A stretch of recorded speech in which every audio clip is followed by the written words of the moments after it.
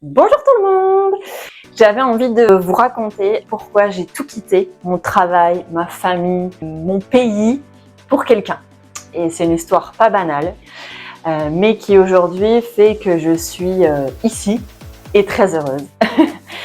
Ce qui est particulier, c'est que cette histoire va découler d'un jeu vidéo. Alors, pour la petite histoire, on est en 2017. Donc je venais de sortir d'une relation longue et très compliquée. Je décide d'acheter une maison, voilà, avec mes parents, pour que je puisse y vivre avec mon fils de 6 ans, pour lequel j'avais la garde exclusive pour le coup. Donc je me retrouve seule avec lui du jour au lendemain. Déjà, voilà, chose pas facile, mais très heureuse de ce nouveau départ.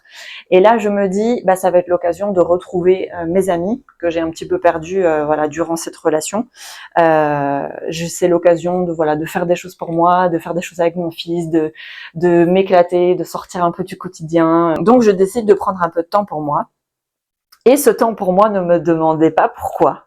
Je vais le passer en grosse partie sur un jeu qui s'appelle Boom Beach. Alors voilà, je ne sais pas si vous connaissez, c'est un jeu de stratégie, un jeu de guerre qui est franchement fun, hein, dans lequel on peut faire partie d'une équipe. Et je me retrouve dans une équipe de Parisiens.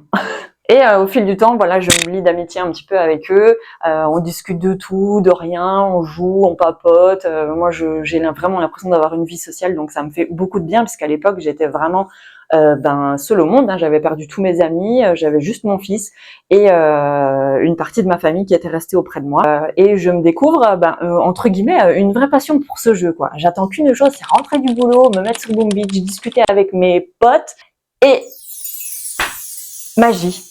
Je rencontre ce fameux garçon.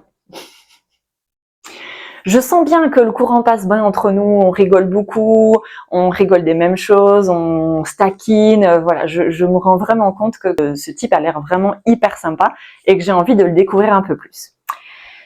Là-dessus, quelques jours se passent et j'y réfléchis de plus en plus à retrouver qui il est pour pouvoir le contacter sur les réseaux sociaux. Et miracle, un groupe Messenger est créé par l'un des joueurs de l'équipe. Et là, je me dis bingo, voilà, tout bénef, il va être dessus. Pump it up. Donc, on commence à discuter sur ce groupe Messenger, directement cliquer, voir la photo, ok, franchement, BG, moi ravi quoi. Puis on commence à discuter un peu plus de voilà, de tout, de rien. Sur le groupe, hein. Attention. Donc voilà, on partage ce qu'on aime, etc., etc., etc. Et on parle vraiment de tout et de rien. Et là, un jour, il me dit, je cherche une fille. Voilà, je suis tout seul ici, là où je suis, donc clairement dans la même situation que moi. J'ai dû déménager, maintenant je suis à Pau, donc voilà, dans le sud. Il me dit, je suis à Pau, je suis tout seul, je viens d'ouvrir ma société et j'ai besoin de rencontrer quelqu'un et je cherche une fille. Et puis en fait, au fil du temps, je me rends compte que ça me fait grave chier qu'il discute avec d'autres filles. Je me dis, je suis presque jalouse, alors qu'au final, on se connaît pas tant que ça. Mais bref, je laisse passer un peu de temps. On discute de tout et de rien. Là, il me dit, je cherche une fille qui aime la nature, qui aime les chiens, qui aime se balader et tout. Là, je regarde à côté de moi, je dis, ok, j'ai un chien. Ok, j'adore les balades. Et là, le drame. Je cherche une fille qui n'a pas d'enfant et qui est proche de chez moi. À l'époque, comment vous dire que lui est à Pau, dans le sud de la France, et moi, je suis en Belgique. Et là, je fais le calcul et je me dis, ok, j'ai des critères, mais les plus importants, je suis pas dedans. Donc, je laisse un petit peu tomber. Et on continue à discuter sur Messenger. Et en rigolant, arrive le 14 février. Et en rigolant, sur le groupe, je sors un « Bonne Saint-Valentin à tous ». Hein, voilà, pour tous ceux qui étaient en couple dans le jeu. Je dis, moi, voilà, je vais attendre avant d'avoir mon message pour la Saint-Valentin. Quelques minutes se passent, je me prépare pour aller au travail, j'habille mon fils pour l'emmener à l'école. Bref, le quotidien tout à fait normal. Et je reçois un petit message. Trop mignon! Donc là, mon cœur a fait... il a battu la chamade, enfin bref, je savais plus où me mettre, je savais plus où me foutre, j'étais trop heureuse. Et là, j'ai commencé à espérer des trucs. Je vous connais les filles, je sais que vous pouvez vous retrouver là-dedans. Nous, on s'imagine facilement des choses, on se projette très facilement. Et moi, je me voyais déjà faire ma vie avec lui, quoi. Et là, en rigolant, on commence à vraiment parler tous les deux. C'est vraiment, là, on se met sur Messenger, mais vraiment uniquement tous les deux. Et on commence à vraiment parler de lui, de moi, de ce qu'on aime, de ce qu'on n'aime pas. Et malgré ce message, il me dit que le soir même, il rencontre une fille. Oh non. Ok. Donc, il a pris rendez-vous avec elle, puis une autre. Et là, c'est le drame. Parce que déjà, moi, je passe ma Saint-Valentin toute seule. J'ai un putain d'ascenseur émotionnel, hein, ok. Il m'a souhaité joyeux Saint-Valentin, ma chérie. Ensuite, dans la journée, je reçois je vois 2 filles ce soir, souhaite-moi bonne chance. Je décide de la jouer hyper cool. Je le motive, je lui dis allez, ça va aller, tu vas rencontrer une chouette fille, nanana. Et au fond de moi, j'étais comme ça dans le canapé, quoi. Toute la soirée, j'attends un putain de message qui me dit ok, je suis rentrée, blablabla. J'ai enfin ce message. Donc, je commence à souffler un peu. Je me dis, ok, bon, je calcule l'heure. Il n'est pas trop tard. Ça veut dire qu'il n'est pas allé chez elle. Bref, je calcule tout dans ma tête. Je me rends compte que il n'a pas dû passer une super soirée parce qu'il n'est pas si tard que ça. Finalement, j'apprends que ces 2 filles ont des pour et des contre. Donc voilà, je cherche pas à trop en savoir, mais j'ai quand même envie de savoir s'il y a de la concu ou pas, quoi. Et finalement, en rigolant, je lui dis mais t'inquiète, moi j'arrive bientôt. Et là, il me prend au pied de la lettre. Il me dit oui, t'inquiète, il y a 2 chambres chez moi, pas de souci, tu viens quand tu veux, tu fais tes cartons, je t'attends. Ok, moi rien comprendre. Je savais plus en fait clairement sur quel pied danser. Je savais plus quoi faire. Et ce jour-là, l'ascenseur émotionnel continue, n'est-ce pas, hein? C'est ma vie de toute façon, l'ascenseur émotionnel. Donc ça continue. Et là, je suis convoquée par ma patronne qui m'annonce qu'elle ne peut pas me garder. Génial, ok.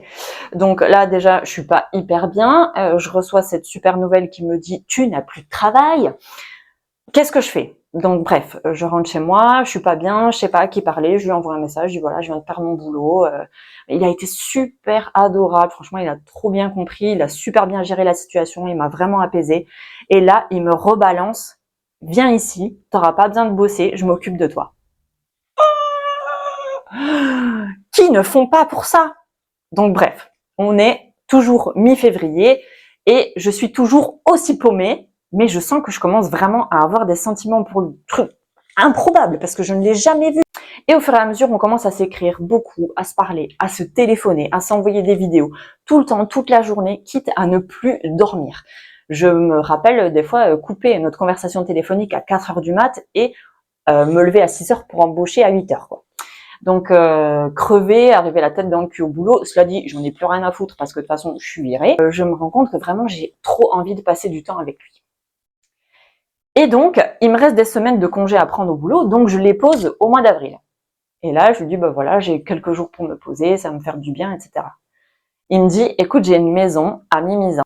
Viens, on passe la semaine ensemble. Ok. Je prends ma voiture, je trouve un moyen de garder mon fils et j'arrive. Donc là, on décompte les jours. On a trop hâte de se voir. C'est une histoire de fou quand même, hein. On s'est rencontrés sur Boom Beach 2 mois avant. Hein. Je sais pas si vous faites le lien, quoi.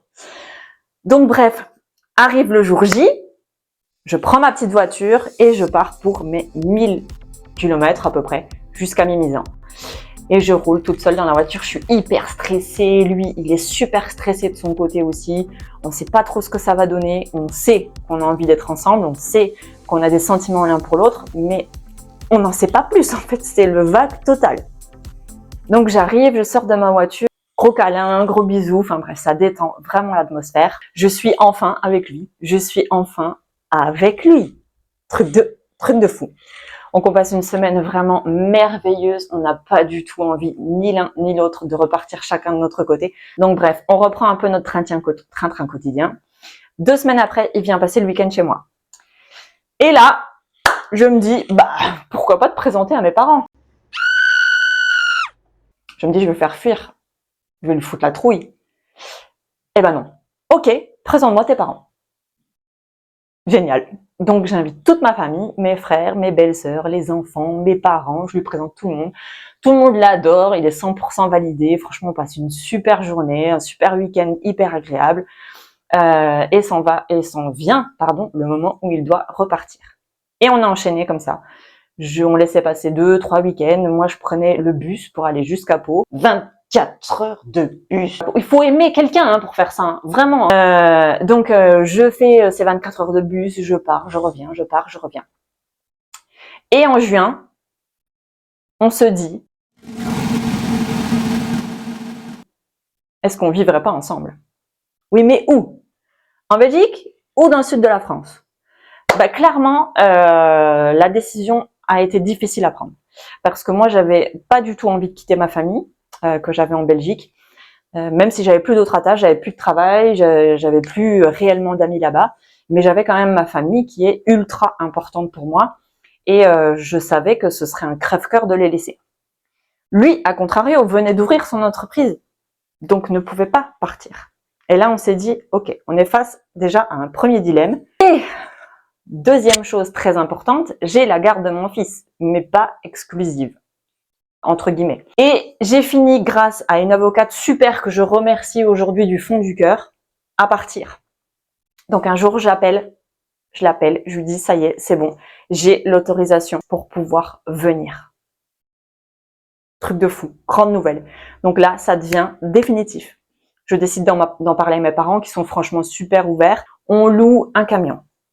Je fais mes cartons. Tout ça en l'espace de 2 semaines. Donc 2 semaines après, il arrive en camion chez moi et on commence le déménagement. Et puis je me rends compte en fait que mes parents ne sont pas du tout fans de l'idée après réflexion et que le jour venu, face à ce qui se passe, face à la réalité, ne sont plus du tout open au projet. Donc ça a été un vrai déchirement. Mais quand je vous dis déchirement, ça a été un vrai déchirement, que ce soit pour eux ou pour moi. Ça a été très compliqué. Et le temps a dû faire son chemin.